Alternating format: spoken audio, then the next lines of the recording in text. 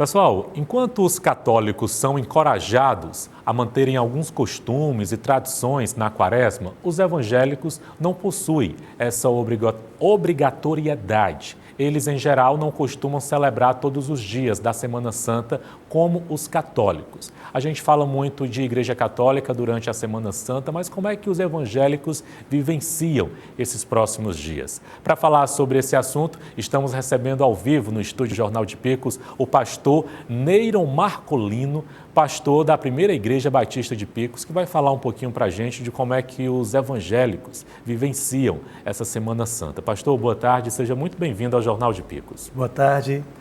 Só uma correção inicial da Segunda Igreja Batista em Picos, para não criar nenhum tipo de dificuldade com os irmãos da Primeira Igreja.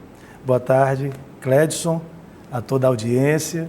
Agradeço ao convite, lamentamos e nos solidarizamos com a família enlutada dessa jovem que perdeu a vida nesse trágico acidente. E a Páscoa, para nós, é um momento muito especial, com distintivos com relação às demais denominações autodeclaradas cristãs. A Páscoa, Clédson, ela é a mais antiga das festas bíblicas que nós vamos encontrar. Sua origem no judaísmo, lá no Antigo Testamento, por ocasião daquela situação quando Deus derramou sobre o Egito a 10ª praga, que seria a morte de todos os primogênitos. Então, para preservar, para salvar a nação de Israel daquela praga, Deus estabeleceu a Páscoa. O povo deveria matar um cordeiro no 14º dia do mês de Abib, o primeiro mês do ano judaico. Matar um cordeiro, que deveria ser macho, de 1 ano e sem defeito, passar o sangue do cordeiro na porta da casa pelo lado de fora. E dentro da casa, com as portas fechadas, a família bem arrumada, sandálias nos pés, cajados na mão, deveriam comer aquele cordeiro assado no fogo, apressadamente, como quem estava pronto para sair. E aquela data ficou fixada no calendário judaico para todas as gerações, até que chega o nosso Senhor Jesus Cristo e substitui a Páscoa judaica pela Páscoa cristã. E ele é o próprio Cordeiro que se entregou para redimir, para resgatar aqueles que nele viessem a crer.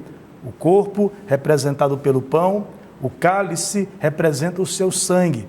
E para nós, os crentes em Jesus, ainda que eu não possa falar por todos os evangélicos, porque diferentemente do que algumas pessoas imaginam, o movimento evangélico não é uniforme. De uma denominação para outra, há muitas distinções, às vezes em pontos doutrinários. Mas como um crente em Jesus Cristo, como alguém que crê no Evangelho, para nós, a Páscoa é Jesus Cristo. E a Páscoa vem a ser para nós a celebração, em primeiro lugar, do amor, do grande amor de Deus para conosco. Às vezes a pessoa tem dúvida sobre o que Deus sente a respeito dela. E a Bíblia diz em Romanos 5:8 que Deus prova o seu amor para conosco, pelo fato de ter Cristo morrido por nós, sendo nós ainda pecadores. Então a Páscoa para nós evangélicos é esta celebração de quando Deus demonstra o seu amor pela humanidade ao ponto de entregar a sua vida. Diz a Bíblia que pode ser que por uma pessoa amada, por uma pessoa boa, alguém se anime a morrer. Mas Deus prova que nos ama ao morrer por nós, sendo nós pecadores. Para nós, a Páscoa é a celebração da morte, da vitória contra a morte. Pastor, vocês costumam geralmente vivenciar esse momento de Semana Santa. Tem um marco inicial que vocês vivenciam de uma forma mais intensa? Geralmente na Igreja Católica, né, uma semana inteira, dependendo da cidade, essa celebração ela começa até na semana passada. Os evangélicos eles não vivenciam, né, todos esses dias, mas vocês têm um momento inicial onde seria esse início da Semana Santa e termina também nesse momento de Páscoa, no próximo domingo?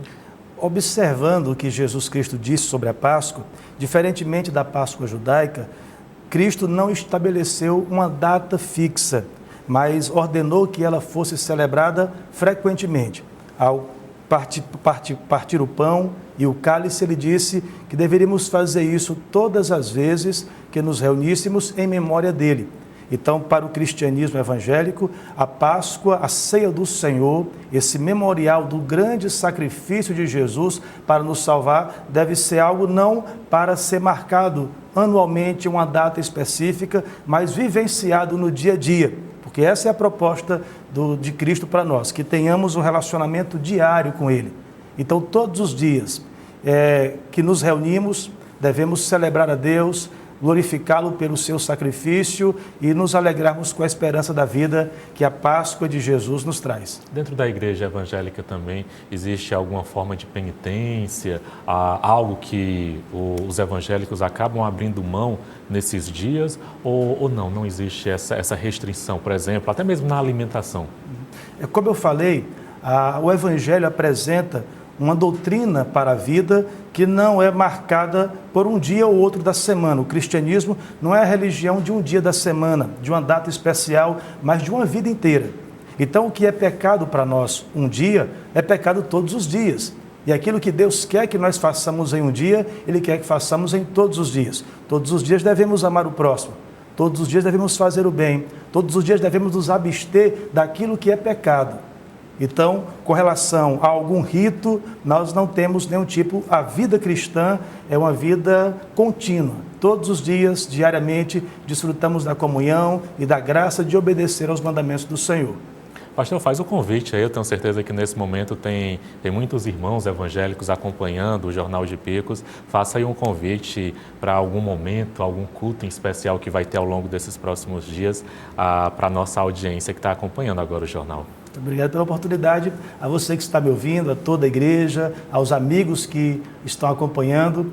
Nós queremos convidar, próximo domingo, aproveitando essa ocasião, onde a Páscoa está sendo divulgada amplamente, nós teremos um culto especial na igreja, onde teremos uma ação sobre a Páscoa do Senhor Jesus. Estaremos destacando as 7 palavras de Cristo na cruz do Calvário, as músicas cantando sobre este sacrifício de Jesus. E se for possível, eu queria deixar só uma palavra final com aqueles que estão ouvindo. Sobre a Páscoa judaica, havia a morte dos primogênitos do Egito.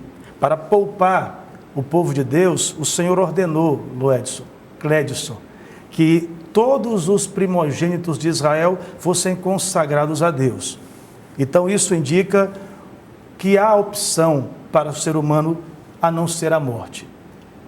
E essa porta de salvação que a Páscoa nos faz lembrar é que se consagrarmos a Deus, se confiarmos em Deus, se entregarmos a nossa vida para o Senhor, ao invés da morte, nós experimentaremos a vida que Jesus conquistou na cruz por nós. Só me tire uma dúvida rapidinho, lá no início eu falei a respeito da igreja, né? Falei da primeira, segunda, explique para mim que agora eu fiquei com dúvida também, a diferença da primeira para a segunda igreja batista. Cada igreja batista ela é distinta uma da outra, diferentemente de outras denominações, nós não temos uma filial. Cada igreja batista é uma igreja local e quando ela se organiza, quando ela é emancipada, ela então se torna autônoma. Então a primeira igreja batista, pastoreada pelo pastor Mário aqui em Picos há mais de 30 anos, é a primeira igreja batista que chegou aqui em Picos.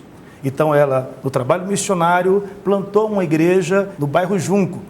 A princípio é uma congregação e ela vai desenvolvendo, quando ela tem uma estrutura que ela pode se desenvolver sem apoio, sem depender de outra, então ela é emancipada e aquela igreja é desmembrada e a sua membresia é responsável pela vida da igreja. E assim, cada igreja batista segue nessa visão missionária de plantar igrejas, como está na Bíblia. Não há ideia de uma igreja matriz controlando igrejas dentro de um perímetro.